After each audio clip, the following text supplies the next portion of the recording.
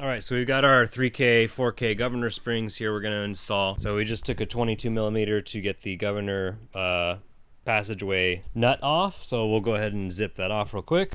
So we're looking inside here to see, you can see the governor spring part of the, I don't know what that's called, but whatever. We can see the governor spring in there. We're using a 30 millimeter on the camshaft to spin it. So we're going to spin it and try and gain access to our governor springs. Yeah, I've seen one of these taken apart. They're really interesting. Look, there's a lot of really interesting looking parts. There you go. Now, is that it? Two. There's two. One on each side.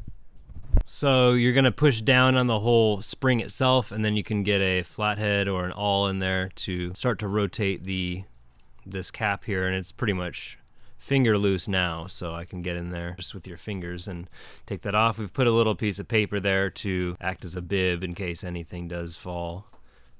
We have some way to catch it. All right, so now that that's out, we should be able to just fish all of this out of here.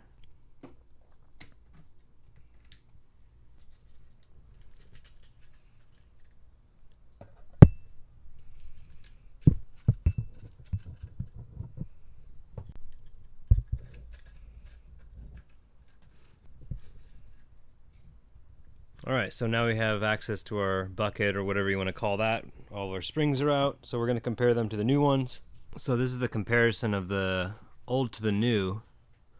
The diameter looks a lot smaller. This is the kit that came from Amazon for like 15 bucks as opposed to the power driven diesel one for 200 bucks.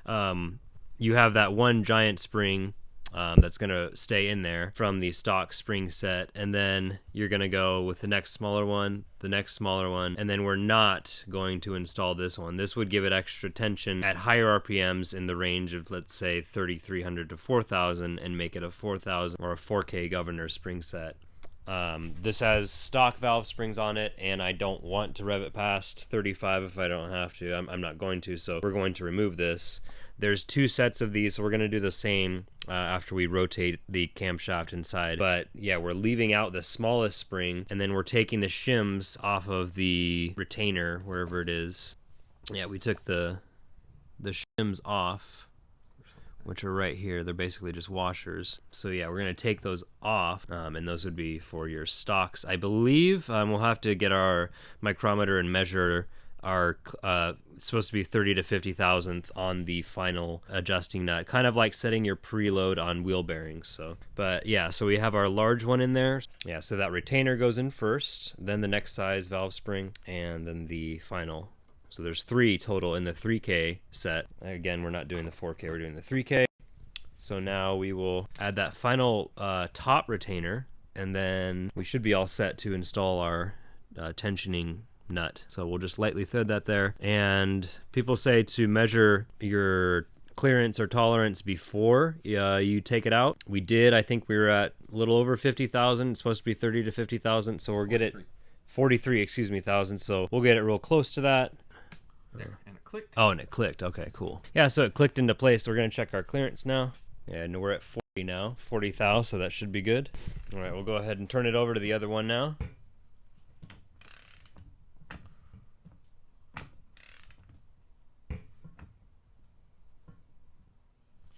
All right, there she is.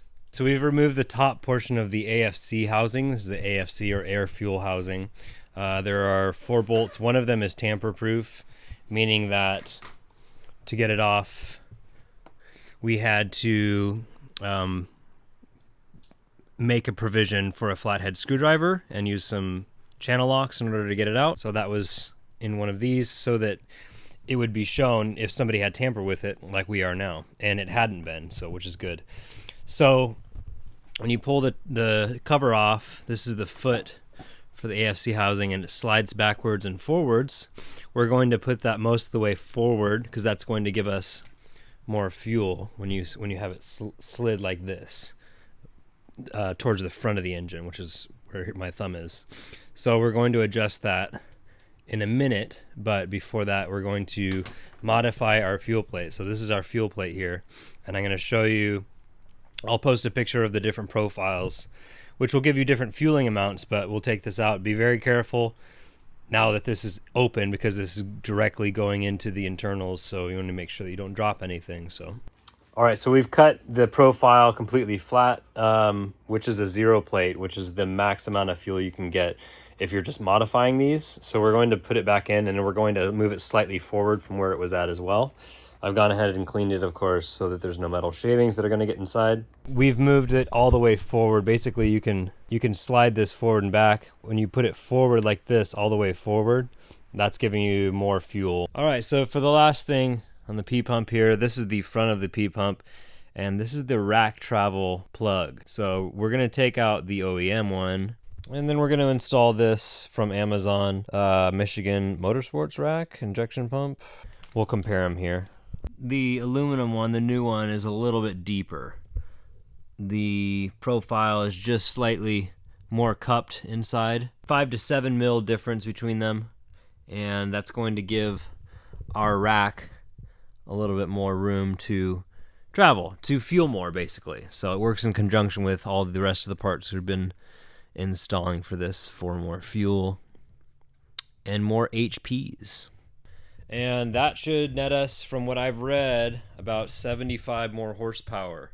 So that is good, being that this is the 185 pump, which is not as much as the 215. This is a 94. So anyways, that's going to finish up the video for this week. Thanks for watching. If you have any questions regarding any of this that we're doing for the Cummins swap, it's all on the playlists. They're all in order, from buying the truck to taking the motor out all the way up to this, and then so on. So all of these parts that I got, I will put in the link in the description. They're all from Amazon. So yeah, pretty good numbers. 75 horsepower for around this many dollars. Pretty good. So anyways, thanks for watching, guys. Until next time, I will see you on the trails.